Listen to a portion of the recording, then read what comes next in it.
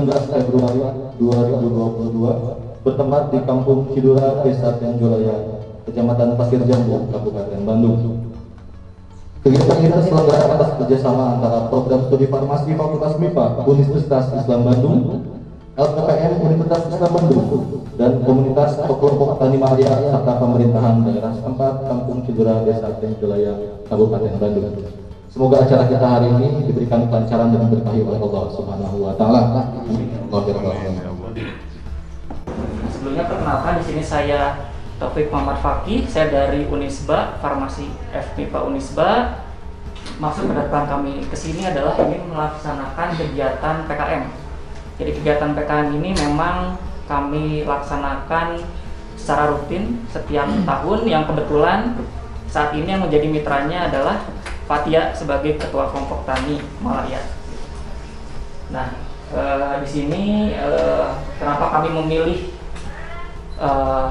Fatia sebagai mitra? Nah, karena di sini saya lihat yang menjadi keunggulan di wilayah Kampung Cidura adalah dari budidaya lebah madunya.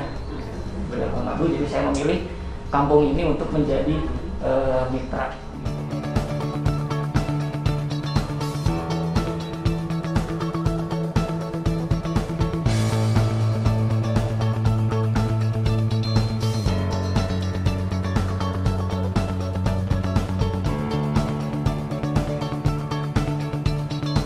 Bapak Tri Bambang Pamungkas SKM MIP, beliau selaku anggota DPRD Kabupaten Bandung dengan judul Potensi Sumber Daya Alam Desa Tenjolaya.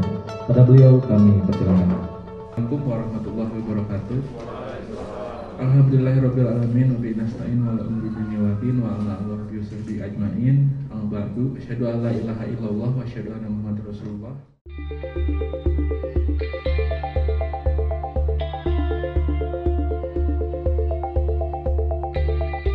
Sedikit bercerita, memang kita sekarang sedang bergerak untuk menggali semua potensi sumber daya alam, baik sumber daya manusia, yang alhamdulillah Kabupaten Bandung itu mayoritas kawasannya adalah mayoritas kawasan agro.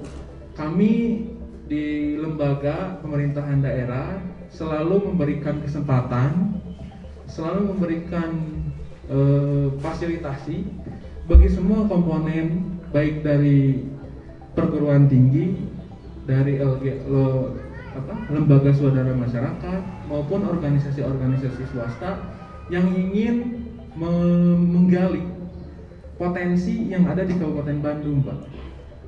Namun yang memang tertarik, daya tarik yang berbeda dari potensi yang ada di Desa Tenjolaya ini, salah satunya di Kampung Cidura mungkin terkait dengan budidaya ternak lebah madu, itu memang belum terlalu tereksplor, Pak.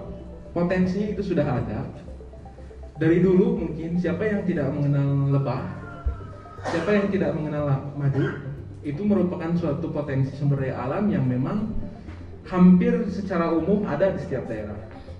Namun ketika tadi yang disampaikan oleh Pak Taufik terkait dengan lebah madu yang tidak ada sengat atau tidak bersengat, tetapi menghasilkan madu yang cukup bagus, yang sesuai dengan standar nasional Indonesia atau SNI, itu menjadi salah satu karakteristik dan salah satu sumber potensi yang baru di Kabupaten Bandung, khususnya di Desa Tenjolaya di Kecamatan Pasir Jambu.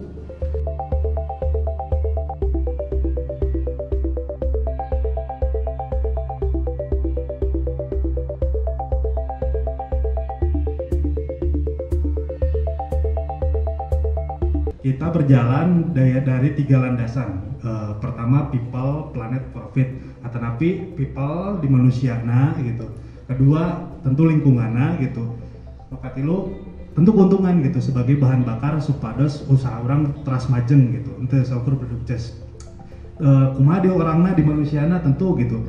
Pami dileukeunnan, pami diteras-terasan, otomatis baik melalui pelatihan atau napi ku pengalaman gitu bakal bertambah kapasitas SDM-na, baik secara beternak lebahna atau napi dari segi SDM untuk bisnisnya gitu. Kemudian dengan sendirinya bertambah lapangan pekerjaan dalam artian nambihan orang-orang anu berpenghasilan di situ. Kemudian wawasan SDM-nya juga di lingkungan kumaha gitu. Tentu kelestarian lingkungan di peternakan lebah itu bisa dipisahkan. Karena apa? Karena beternak lebah mah sesuai lebahna bisa di daerah anu kotor, anu polusian gitu. Jantan ketika kita mulai jatuh cinta dengan beternak lebah, tentu otomatis kedepannya kita akan menjaga lingkungan gitu kan, meminimalisir kotornya di sekitar lingkungan, terutama di sekitar stup-stup lebah gitu. Yang kedua, lahan pertanian jadi optimal gitu. Karena kita tahu, alhamdulillah subhanallahnya si lebah itu memang di settingnya itu diciptakannya bukan sebagai hama, tapi sebaliknya gitu, sebagai agen polinasi atau penyebaran serbuk sari gitu di lahan lingkungan pertanian, selama lahan pertanian juga bersih gitu, jauh dari bahan-bahan kimia. Pengalaman dulu di Bandung Bisengtuari, kita pernah coba riset kecil-kecilan nyobian gitu. Jantan kapungkur kita nanam beberapa jenis cabai di bibit yang sama, periode tanam yang sama, dengan periode kena sinar matahari, nutrisi yang sama. Kita coba yang satu di BBS, yang satu jauh di lingkungan yang tidak ada lebah gitu. Entah memang diakibatkan oleh lebah itu sendiri atau memang faktor tanah, yang jelas kita treatmentnya ngasih pelihara si tanamannya sama, tapi memang dari segi jumlah buah yang dihasilkan memang lebih banyak yang di lokasi BBS gitu. Ini mungkin juga disebabkan oleh lebah. Kebetulan waktu itu di BBS juga kita pelihara cerana, kemudian Trigona levisep, Itama, Sarawakensis juga ada mungkin nggak jauh dari situ ada dorsata juga gitu. Yang ketiga, tadi dari segi keuntungan tentu naiknya nilai jual produk. Kita kolaborasi Pentahelix, ABCGM, naon cik ABCGM teh gitu. Kami bahas bahasa orang Kalermat, akademisi, bisnis, community, government, media. Akademisi gitu. Ada akademisi, teman-teman dari Unisba, universitas, ini adalah akademisi gitu. Supados tahun gitu orang ngarangkul hubungan sareng akademisi teh. Yang pertama mungkin dari segi keilmuan, mungkin orang sadayana teh dapat pandangan egal gitu kan, kumaha ternyata memelihara lebah teh kandungan madu tadi seperti kumaha gitu. Terus dari bisnis gitu. Nah ini untuk menjalin hubungan dengan bisnis ini dari teman-teman penjual madu gitu, penjual sarang lebah dan sebagainya, kita sedikit banyak pun nanti dapat ilmunya juga gimana sih cara berjualan berbisnis dengan media budidaya lebah itu gitu.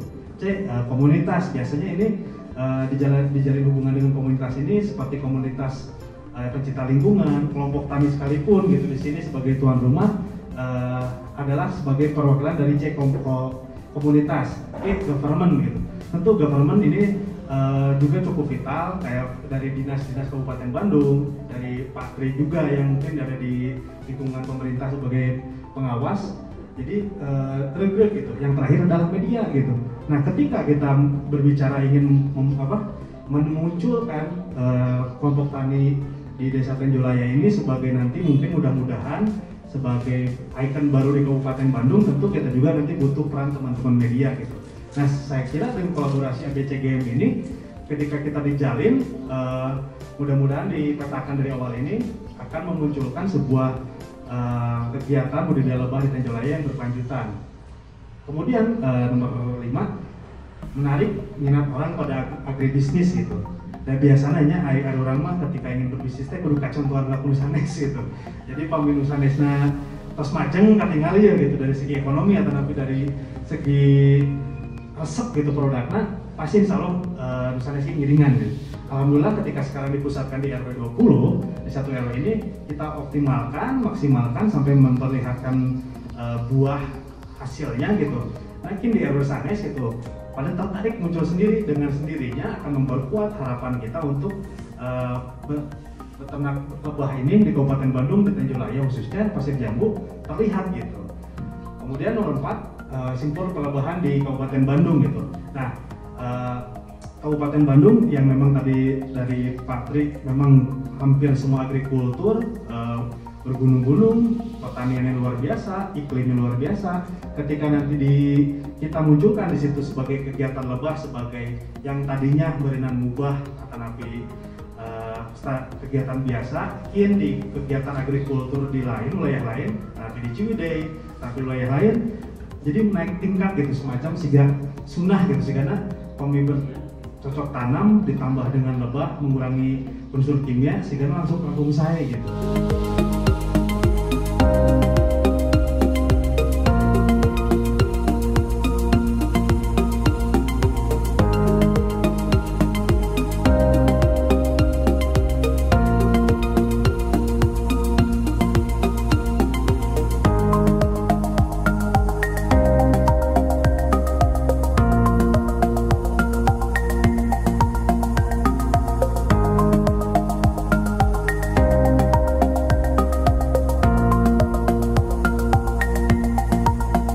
Assalamualaikum warahmatullahi wabarakatuh.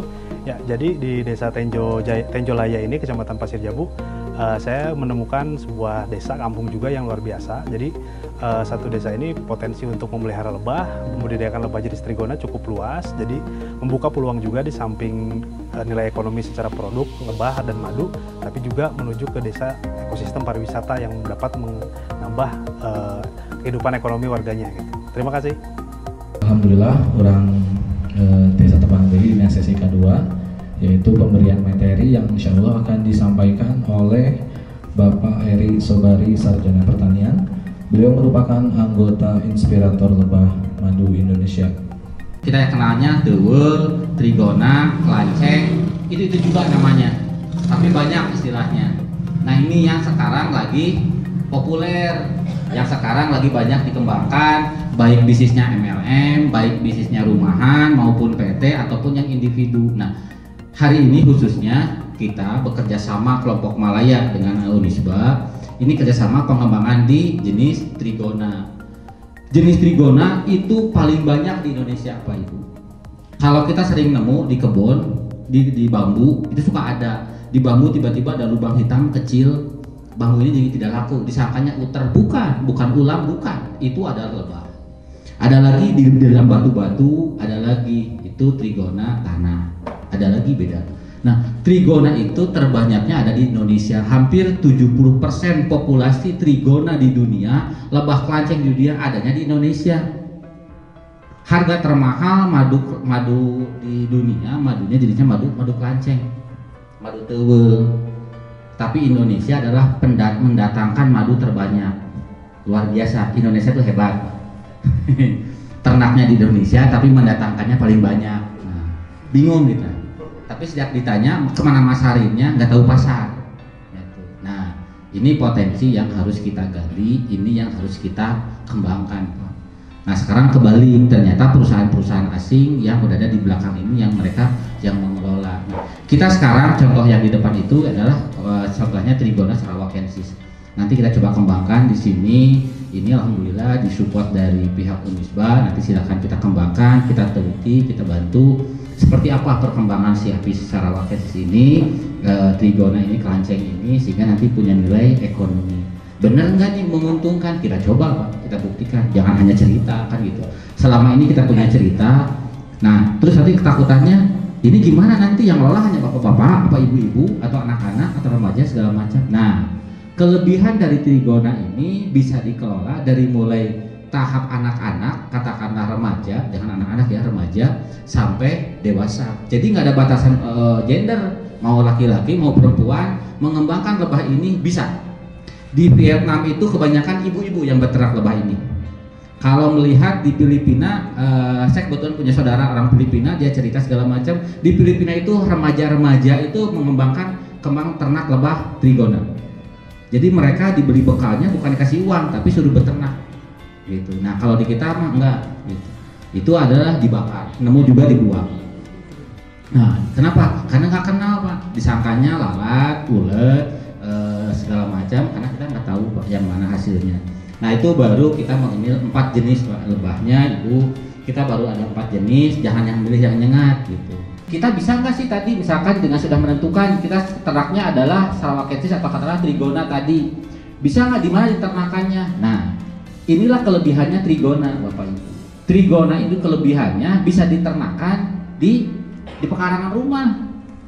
Karena balik lagi tadi gitu, dia itu tidak nyengat, dia sangat toleran terhadap lingkungan, kemudian dia istilahnya tuh mudah beradaptasi dengan lingkungan di rumah, sehingga nanti bisa dikembangkan di setiap rumah. Makanya banyak konsep pengembangan madu trigona ini untuk di setiap wilayah, baik perumahan, perkampungan, di mana itu bisa berkembang. Kenapa? Karena tidak perlu perawatan yang berat. Kenapa? Tidak perlu kita kasih makan. Beda kita ngurus ayam, kita beda ngurus bebek, gitu ngurus kelinci, harus nyabit, harus kasih makan. Lebah enggak? Lebah itu tinggal siapkan kotaknya, makannya apa? Syaratnya tadi. Ada 4 hal yang harus disiapkan ketika kita mau beternak. Pertama, kita harus punya nektar. Nektar itu apa? Sari manis bunga. Nah, kalau di Kaliandra tuh banyak, di bunga sepatu banyak misalkannya. Nah, yang seperti apa sih tanaman yang menghasilkan nektar? Rata-rata yang menghasilkan nektar atau katakanlah manis gula bunga itu adalah yang berbentuknya yang nguncup, yang mengantong. Nah, kalau yang rata-rata bunga yang bentuknya mengantong itu biasanya ada manis, misalnya kayak bunga sepatu kan gitu, merah dalam, kalau dikenyot belakangnya manis kan gitu. Nah, itu yang syarat pertama untuk mendapatkan madunya. Keduanya adalah bipolen. Bipolen itu apa? Serbuk sari. Dari mana adanya? Di jagung ada, di bunga matahari ada, di bunga narjis kayak gini ada, misalkan kayak gitu. Kemudian di pepaya ada. Di pepaya itu macam-macam, nektarnya ada, bipolennya ada. Bipolen buat apa? Buat hidupnya si lebah. Jadi kalau kita mau pelihara beternak, nggak menyiapkan dulu sarana prasarananya, dipastikan itu akan gagal. Kebanyakan di kita tiba-tiba latah, oh iya yang beternak segala macam, nyimpan tahunya habis. Wah, ini mah ditipu nih, bohong segala macam. Padahal lingkungannya, pakannya tidak disiapkan. Bukan artian kita harus nyabit segala macam, nggak perlu, ini kita tanam. Nah gitu. Ketiganya adalah resin, Pak. Resin itu apa? Getah. Getah itu dari mana? Biar bagusnya dari nangka, kemudian suren, kemudian alpukat, kemudian yang tanamannya yang mengandung unsur getah. Nah, ketika hal itu ada di lingkungan, baru bisa yakin bapak-bapak atau ibu mau beternak lebah. Kalau itu nggak ada, jangan beternak. Resiko tinggi. Nah, mungkin Pak Ruhyat nih sudah punya di situ di wilayah di Bapak. Kenapa nih ini pengembangannya pengen lebih cepat? Tambah aja 3 item itu, resin, polen sama nektarnya ditambah, tanaman itunya, kualitasnya akan nambah. Jika dibanding ketiga faktor itu, mana yang harus lebih dominan? Tiga-tiganya dominan. Kenapa? Karena bipolen sendiri untuk meningkatkan penambahan populasi. Kalau tidak ada bipolen, maka si populasi ternak tidak akan nambah. Kalau resin, tambah apa lagi? Kalau nggak ada resin, maka si lebah tidak akan membangun sarang. Kalau tidak membangun sarang, tidak akan nambah madu. Karena nanti si nektarnya mau disimpan di mana? Kalau sarang lebahnya tidak nyimpan madu. Nah, itu gambaran kurang lebih, Pak atau Ibu, kalau kita mau budidaya lebah. Jadi hal pertama yang kita siapkan adalah tadi lingkungannya, ini nyaman nggak? Nah, jika dilihat dari situasi yang ada di RW 20 ini sangat memungkinkan, Bapak Ibu tidak perlu modal banyak, tinggal beli lebahnya. Karena dilihat dari struktur lingkungan, ini ada semua. Tinggal mau ngerawatnya gitu. Nah, bagaimana cara ngerawatnya? Enteng ngerawatnya, tinggal nanti seminggu sekali dicek, dibuka. Bukan artian dibiarkan sehidupnya sendiri, enggak, tapi dicek. Nanti seminggu sekali bertahap lihat mana yang bertambah, apakah sarang madu yang bertambah, apakah telurnya yang bertambah. Nanti kita bisa buka praktek itu, nanti kita buka bareng-bareng, kita lihat yang mana sarang telurnya yang mana di mana nyimpan madu dan di mana nyimpan bipolen. Karena ketiga itu akan berkaitan sehingga nanti ada hasil.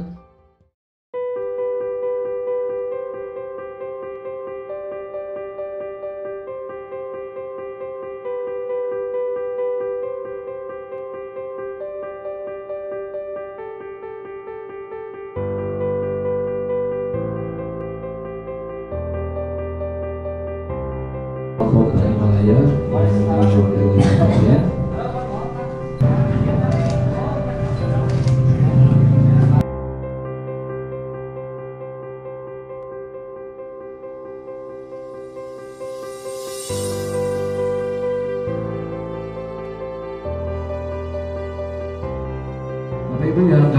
hormati, alhamdulillah kita telah melewati 3 sesi materi. Tadi yang pertama dari Bapak Tri Bambang, yang kedua dari Bapak Yoga, dan terakhir dari Bapak Heri. Mudah-mudahan kita semua mendapatkan ilmu yang bermanfaat dan keberkahan dari Allah Subhanahu wa taala. Amin ya Allah ya rabbal alamin. Terima kasih Pak. Pertama yang ingin saya sampaikan, mudah-mudahan kegiatan yang dilakukan oleh LPPM Unisba terkait dengan program pembinaan dan pemberdayaan peternak lebah di Kampung Cidura Endah, RW 20 Desa Tenjolaya, Kecamatan Pasir Jambu di Kabupaten Bandung, ini menjadi kegiatan yang sangat bermanfaat terkait dengan potensi-potensi yang akan dieksplor, yang akan dibina. Itu mudah-mudahan ke depan bisa menjadi salah satu akses bagi masyarakat untuk mengembangkan potensi baik sumber daya alam maupun sumber daya manusianya. Tentunya yang saya harapkan yang terakhir itu ada supporting baik dari masyarakat itu sendiri, dari pihak akademisi, dari pihak lembaga-lembaga kemasyarakatan maupun dari pemerintah, baik dari pemerintah daerah sampai pemerintah pusat. Mudah-mudahan ini menjadi sebuah awal bagi kami khususnya warga Desa Tenjolaya untuk mengembangkan potensi lokal yang mudah-mudahan kedepannya bisa menjadi salah satu potensi ikon di Kabupaten Bandung. Mungkin itu yang bisa saya sampaikan. Wabillahi taufiq wal hidayah. Wassalamualaikum warahmatullahi wabarakatuh. Baik, bismillahirrahmanirrahim. Assalamualaikum warahmatullahi wabarakatuh. Pertama-tama saya ucapkan terima kasih kepada LPPM atas hibah yang diberikan dengan hibah pengabdian kepada masyarakat dengan skema pengembangan produk unggulan mitra atau P3UM. Kemudian yang kedua, saya ucapkan terima kasih kepada Fakultas MIPA dan program studi farmasi yang telah memfasilitasi kami khususnya dari tim untuk melaksanakan pengabdian kepada masyarakat. Kemudian yang ketiga, saya ucapkan terima kasih kepada kelompok Tani Malaya di Kampung Cidura, Desa Tenjolaya, Kecamatan Pasir Jambu, Kabupaten Bandung untuk menjadi mitra kami dalam budidaya lebah madu. Nah, mudah-mudahan kedepannya kami bisa membangun silaturahmi lebih lanjut kepada khususnya kepada kelompok Tani Malaya yang ada di Kampung Cidura, Desa Tenjolaya, Kecamatan Pasir Jambu.